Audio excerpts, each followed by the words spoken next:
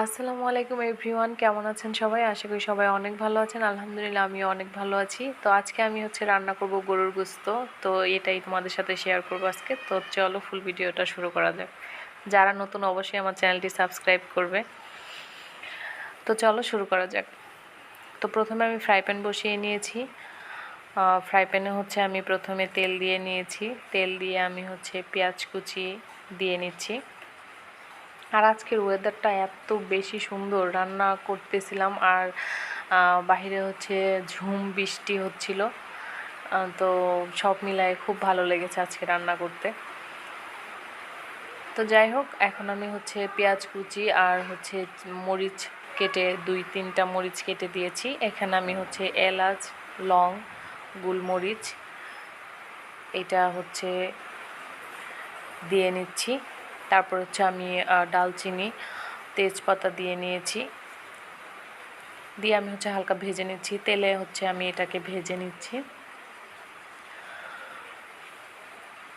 তো এখন আমি এই পর্যায়ে এর ভিতরে এখন দিয়ে নিব বাটা মশলাটা। বাটা মশলা দিয়েও কিন্তু সুন্দর করে তেলে ভেজে নিতে হয়, তাহলে কিন্তু বাটা মশলার যে ঘ্রাণটা খুব সুন্দর আসে।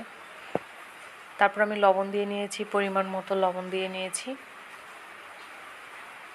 তো এই পর্যায়ে মনে হচ্ছে যে নিচে লেগে যাবে, এই জন্য আমি সামান্য পরিমাণে পানি অ্যাড করে দিয়েছি। একটু পানি দিয়ে নিয়েছি যাতে নিচে লেগে না যায় আর সুন্দরভাবে মশলাটা একটু কষানো হয়।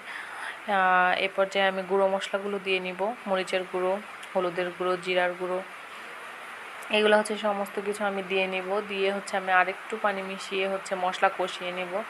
যে কোনো রান্নাই যে কেউ করো না কেন, যে কোনো রান্না করতে গেলে এটা যত বেশি তুমি ভুনাটা সুন্দর করে নিবে, তত বেশি কিন্তু এটা খেতে খুব মজা হবে, রান্নাটাও বেশ মজা হবে। তো মশলাটা আমি ভালো করে ভুনা করে নিয়েছি। এখন আমি গোস্তগুলো দিয়ে নিচ্ছি মশলাতে। দিয়ে আমি নাড়াচাড়া করে দিচ্ছি। সুন্দর করে আমি নাড়াচাড়া করে এটার সাথে মিক্স করে নিচ্ছি। মিক্স করে দেখো, আমি এখন এটাকে কিন্তু ঢাকনা দিয়ে ঢেকে কিছুক্ষণ রান্না করব। তো দেখো, আমি ঢাকনা দিয়ে ঢেকে আবার কিছুক্ষণ রান্না করে জাল করে আর কি এটা ভাজা ভাজা করে নিয়ে কিন্তু এখানে আমি এখন পানি অ্যাড করে দিব।